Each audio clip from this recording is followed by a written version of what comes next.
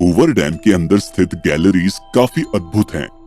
वे dam के नीचे से पानी को निकालने के लिए जिम्मेदार हैं। हालांकि अगर ये साधारण दिखने वाली गैलरीज नहीं होती तो डैम के लिए विनाशकारी परिणाम होता। हूवर डैम की क्लेवर इंजीनियरिंग को बेहतर समझने के लिए चलिए पहले ये समझते हैं कि उन्होंने इस डैम में कंक्रीट कैसे रखवाया था। क्या आपने ध्यान दिया है कि हूवर डैम के design engineer mister John savage ने इस stylish block bye block concreting के आखिर में एक अजीब चुनाव किया था। उन्होंने डैम के सेंटर में एक 6 फुट चौड़ा गैप छोड़ा। आखिर उन्होंने ये गैप क्यों छोड़ा?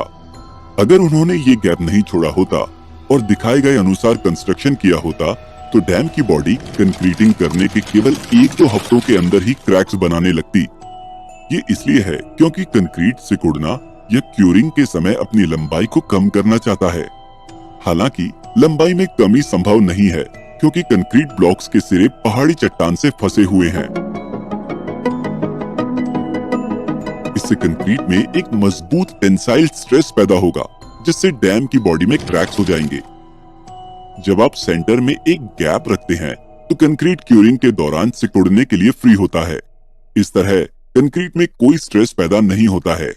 एक बार जब कंक्रीट ठीक हो जाता है तो इंजीनियर्स ने इस गैप को स्पेशल ग्रेड कंक्रीट से भर दिया। क्या ये एक जीनियस कंस्ट्रक्शन आइडिया नहीं है? एक मिनट रुकिए। जहां पर कंस्ट्रक्शन हो रहा था वो साइट मूल रूप से वायलेंट कोलोराडो नदी के कब्जे में थी। जब नदी इस तरह बहती है तो किसी भी कंस्ट्रक्शन एक्टिविटी को सुरक्षित रूप से या सफलतापूर्वक कर पाना बिल्कुल असंभव है। तो फिर अमेरिकन इंजीनियर्स ने कोलोराडो नदी को डैम बनाने के लिए कैसे नियंत्रित किया और कैसे जमीन को सुखा दिया? उनका एकमात्र विकल्प नदी को डाइवर्ट करना था। अगर आप नदी को इस तरह डाइवर्ट करते हैं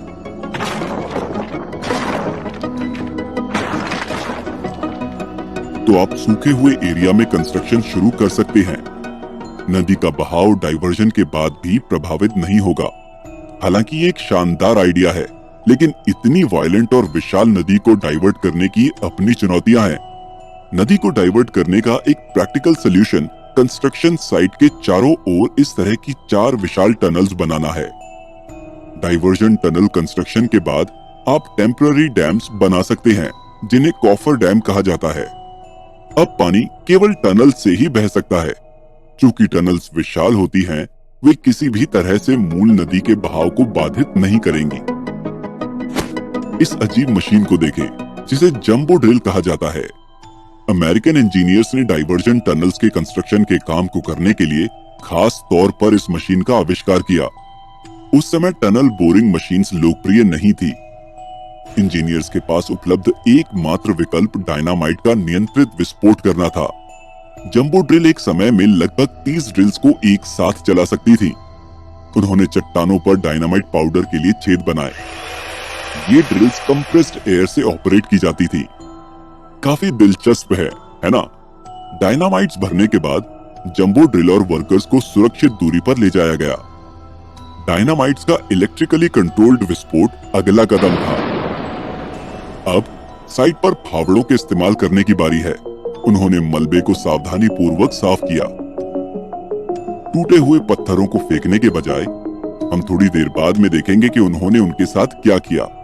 इन खतरनाक लटकते हुए चट्टानों के कारण वर्कर्स तुरंत क्लीनिंग ऑपरेशंस के बाद अपना काम फिर से शुरू नहीं कर पाएंगे। इसके बाद उन्हें चट्टान को सुरक्षित करने के लिए टनल पर कंक्रीट करना पड़ा।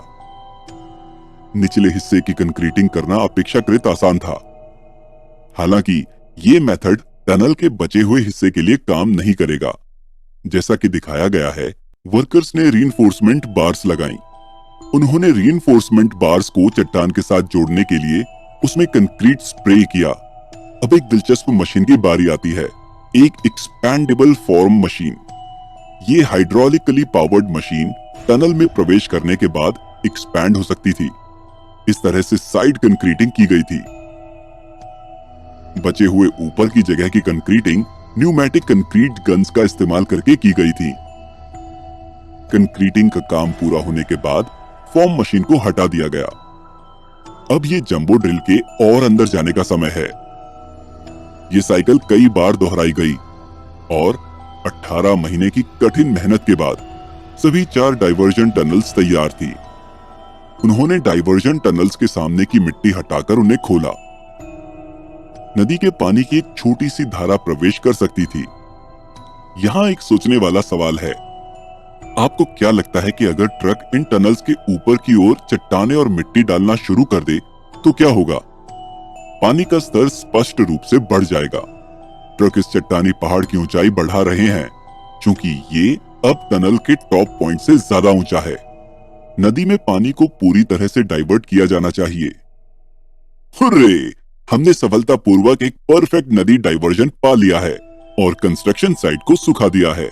हमने जो चट्टानी पहाड़ बनाया है वो कॉफर डैम के रूप में जाना जाता है। टनल कंस्ट्रक्शन के दौरान साफ किए गए वही टूटे हुए पत्थर कॉफर डैम को बनाने में इस्तेमाल किए गए थे। टनल में डाइवर्ट किया हुआ पानी लगभग 900 मीटर के बाद अपने मूल रिवर बेड में वापस आ जाता है। कंस्ट्रक्शन साइट में पानी के प्रवेश की किसी भी संभावना को रोकने के लिए दूसरे छोर पर एक और कॉफर डैम बनाया गया है। क्या हमें सूखी जमीन पर बड़े पैमाने पर कंक्रीटिंग करके एक डैम बनाना चाहिए? आप इसे बना सकते हैं, लेकिन जब डैम पानी से भर जाएगा तो स्ट्रॉन्ग हाइड्रोस्टैटिक प्रेशर के कारण ये गिर जाएगा। डैम को स्टेबल बनाए रखने के लिए इसे तीनों ओर से स्ट्रॉन्ग सपोर्ट की जरूरत है। यहाँ बताया गया है कि उन्होंने डैम के आखिर में स्ट्रॉन्ग सपोर्ट कैसे स्थापित किया है। सबसे पहले सभी पुरानी और कमजोर चट्टानों को हटा दे। अब दोनों पहाड़ों को डैम के बॉडी के सटीक बनावट और आकार में काट ले। इसे पूरा करने के लिए वर्कर्स ने फिर से डायनामाइट विस्फोट और जैक हैमर्स का इस्तेमाल किया।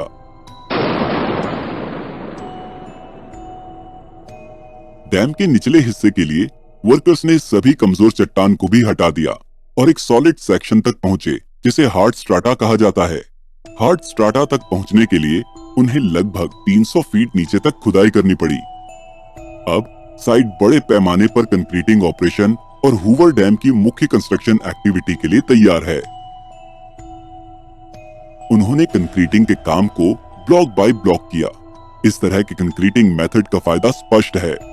पैदा होने वाली गर्मी आसानी से निकल सकती है। इसके अलावा उन्होंने इन ब्लॉक्स के अंदर ठंडे पानी के पाइपों के लिए जगह बनाई। एक बार जब ब्लॉक्स ठोस हो गए तो उन्हें कंक्रीट के घोल से भर दिया गया। ब्लॉक्स की व्यवस्था में विषमता ने सुनिश्चित किया कि वे एक दूसरे के साथ एक मजबूत जोड़ बनाएंगे। जब कंक्रीटिंग का काम पूरा हो गया तो सबसे ऊपरी भाग की चौड़ाई पर्याप्त थी ताकि उस पर एक सड़क को बनाया जा सके। कृपया डंपिंग मैकेनिज्म को देखें, जिसका आविष्कार हूवर डैम इंजीनियर्स द्वारा तेजी से कंक्रीटिंग करने के लिए किया गया था। शुरुआत में उन्होंने कंक्रीट बकेट को फर्श पर रखा था। अब एक वर्कर पॉल लॉक को हटाता है। इस स्तर पर अगर आप बकेट को ऊपर खींचते हैं तो हाफ स्प्लिट हिंज्ड बॉटम अपने आप खुल जाएगा, जिससे कंक्रीट नीचे गिर जाएगा। चलिए डाइवर्जन टनल को बंद करते हैं और कॉफर डैम्स को हटाते हैं। ये एक शानदार नजारा है। डैम में पानी का स्तर धीरे धीरे बढ़ रहा है। हालांकि हमारा मौजूदा डैम डिजाइन इस पानी के विशाल भंडार का सामना करने पर फेल हो सकता है। आइए ये समझने के लिए एक एक्सपेरिमेंट करते हैं कि ऐसा क्यों है। ये डैम मिट्टी के अंदर मजबूती से खड़ा है। अब चलिए पानी डालकर देखते हैं क्या होता है।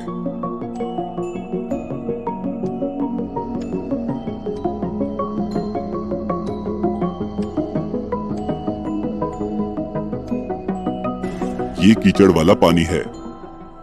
वैसे भी जब मैं अपना हाथ छोड़ता हूँ तो डैम ऊपर उठ जाता है।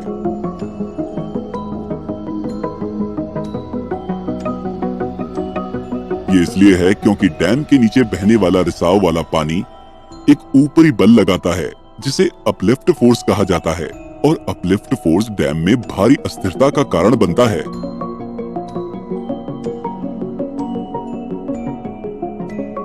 इसलिए उन्होंने डैम के कंक्रीटिंग के दौरान पानी के निकलने या निरीक्षण गैलरीज की व्यवस्था की थी। वे अपलिफ्ट फोर्स को कैसे कम कर सकते हैं? यही इन पानी को निकालने वाले छेदों का काम है। ये ग्राउट फिल्ड होल्स डैम की नींव से रिसाव वाले पानी को खींच लेते हैं और अपलिफ्ट प्रेशर को काफी हद तक कम कर देते हैं। इकट्ठा किया गया पानी आखिरकार नीचे की ओर पंप किया जाता है। ये गैलरीज निरीक्षण के लिए भी इस्तेमाल की जाती हैं। ये जानना आश्चर्यजनक है कि ऐसी साधारण तकनीकें डैम को कितनी बड़ी स्टेबिलिटी प्रदान करती हैं। अब हम इस वीडियो के सबसे महत्वपूर्ण भाग पर पहुंच चुके हैं, ये समझाते हुए कि हूवर डैम द्वारा बिजली कैसे बनाई जाती है। ये वर्कर्स इस यू आकार के स्ट्रक्चर में डैम की बिजली उत्पादन फैसिलिटी को बना रहे हैं। इस लोकेशन पर विशाल फ्रांसिस टर्बाइन्स और जनरेटर्स लगाए जाएंगे। हूवर डैम की बिजली उत्पादन क्षमता विशाल है। इस यू आकार के बिजली उत्पादन फैसिलिटी में 17 टर्बाइन्स और जनरेटर्स लगाए गए हैं। हूवर डैम जिस प्रकार के टर्बाइन का इस्तेमाल करता है उसे फ्रांसिस टर्बाइन कहा जाता है।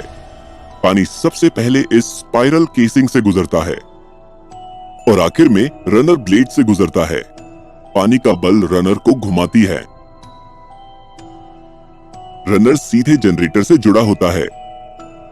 अगर आप जनरेटर को देखें तो आप देखेंगे कि रोटर और स्टेटर दोनों ही केवल कॉपर कॉइल्स हैं। यहाँ कोई परमानेंट मैग्नेट्स का इस्तेमाल नहीं किया गया है।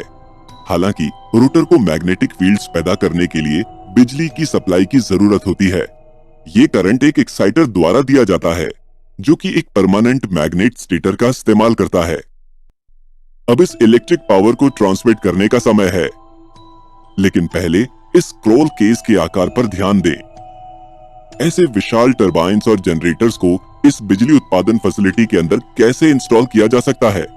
अगर आपने कभी शानदार हूवर डैम का दौरा किया है तो आपने एक अजीब दिखने वाली टावर और पुली केबल की व्यवस्था देखी होगी। ये सुंदर मशीन, एक केबल वे, ने टरबाइन्स और जनरेटर्स को इंस्टॉल करने का असंभव काम किया। आप देख सकते हैं कि ये सभी मेन व्हील्स एक कैरेज के माध्यम से जुड़े हुए हैं। ये छोटे सपोर्ट व्हील्स और सपोर्ट वायर्स उन्हें नीचे गिरने से बचाते हैं। ये दो ड्रम्स सिर्फ साधारण केबल पुलिंग के जरिए इस व्यवस्था को बाएं या दाएं घुमाते हैं। इन केबल्स के सिरे कैरेज से जुड़े होते हैं। ये एनिमेशन दिखाता है कि इसे कैसे बाईं ओर ले जाया जाता है। दाईं ओर की गति इसके विपरीत तरीके से हासिल की जाती है। चलिए होइस्टिंग मैकेनिज्म पर चर्चा करते हैं। इस उद्देश्य के लिए एक अतिरिक्त ड्रम का इस्तेमाल किया गया था। आप पुलिस के चारों ओर केबल के क्लेवर पैसेज को देख सकते हैं। आप ये भी अनुमान लगा सकते हैं कि जब ड्रम घूमता है तो होइस्ट के साथ क्या होता है। हमने अभी जो 3 केबल ड्रम्स देखे हैं वे एक होइस्ट हाउस के अंदर रखे गए हैं। इस तरह से वर्कर्स ने टरबाइन क्षेत्र में सामग्री पहुंचाई और ये होइस्ट मैकेनिज्म आज भी इस्तेमाल किया जाता है। शुद्ध प्रतिभा है ना? पहुंचने के बाद एक बड़ी गैंट्री क्रेन का इस्तेमाल करके जनरेटर्स, रोटर, स्टेटर और अन्य भारी कंपोनेंट्स को जोड़ने और इंस्टॉल करने में मदद की गई। आखिरी सवाल यह है कि रिजर्वॉयर से पानी टरबाइन तक कैसे पहुंचता है? ये इनटेक टावर्स की जिम्मेदारी है। यहाँ एक एरियल व्यू है। अब हमें इनटेक टावर्स पर इकट्ठा पानी को डाउनस्ट्रीम टरबाइन से जोड़ने की जरूरत है। क्या आप मुझे इसके लिए एक आसान समाधान बता सकते हैं? हाँ, डैम कंस्ट्रक्शन के खत्म होने के बाद डाइवर्जन टनल्स का कोई इस्तेमाल नहीं है। बस इनटेक टावर से अंदर के डाइवर्जन टनल्स तक पाइप के एक छोटे से टुकड़े को जोड़ दें। पानी नीचे की ओर बहेगा। वहां से कुछ टनल ब्रांचेस को टरबाइन्स तक एक्सटेंड करें। हालांकि अन्य 2 इनटेक टावर्स के लिए उन्हें नए पेन स्टॉक्स को बनाना पड़ा। चलिए इनटेक टावर से शुरू होकर टरबाइन तक कुछ पानी के मॉलिक्यूल्स को फॉलो करते हैं ताकि पेनस्टॉक ज्योमेट्री को और ज्यादा स्पष्ट रूप से समझ सकें।